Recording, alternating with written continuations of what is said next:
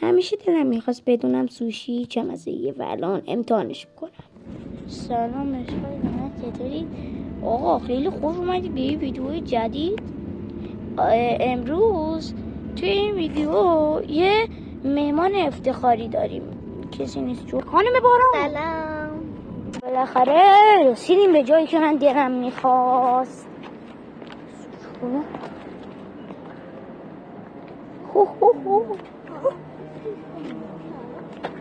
من دارم خوشگل میزنم. چه شیطون داریم اینجا تا حالا نیومدن سوشی بخورن، اولین بارشونه، دارن تمرین میکنن. کی گفته؟ کی گفته؟ با کلاس داریم آدم تو اصلا اینجا مونان نمیرسیم. این وریو سلام آقا، سوشی ها رسیده مثل این که خب اول این رو باید بگیریش.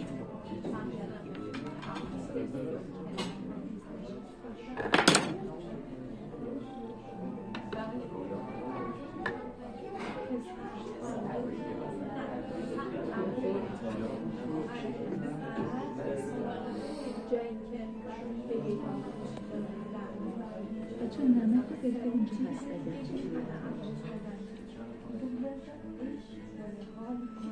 مزهش چطوره سبه؟ چیه نظره؟ زیاد سبزیجات داره. سبزیجویی تو میتونی چیزایی بشن خیلی خوب اینو بخواه یه ذره ازش امتحان کنی نیست کنم این سوخاری میریزش. حالا باید قراره برم ماهی خامو تست کنم. تست کن ماما. ماهی خامو دورت ندم. از اون زرد دورت ندارم. بذار من بهت بدم. او چه نرمه.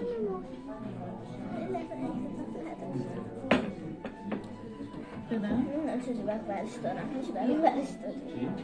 من نشکنم شده خیلی بسام مانده شده شده. اوکی. کدوم بهتر بود سبه؟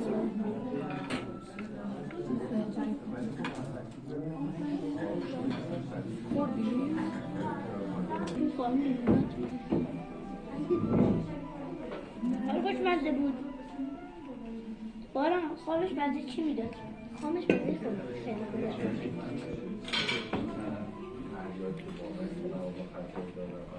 آقا خدا نگهدار. این سوخاری بهتره؟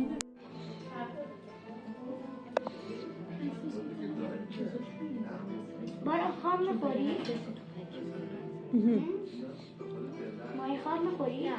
من این شده عاشقتونم بچه ها. مرزت ماهی خامی بارم نمیخورم. دوست داری بخور؟ به هر خوشی هرچی برد من هیچ کنم از خرد بخور که برای ما رو امتحان کنی بابا پیشکش ولی من فقط اون حرفه که اولی سردیم من دیگه من اولی استارت قضیه گفتم یه کنم به تجربه شد دیگه بالاخره گرمترین تجربه تو عمرم داری چیکار میکنی؟ اونی تو میشه نه بده نمیخواد. نه آقا ما اولین نفر هستیم که اول میریم میگو میخوریم. میبینیم نه چه سوشی میخوریم. ببینیم سوشی مزه اوغ میده. اولین کسی هستیم که بعدش میریم سیب زمینی میخوریم. واقعا اصلا دادا کسی تو این دنیا وجود درش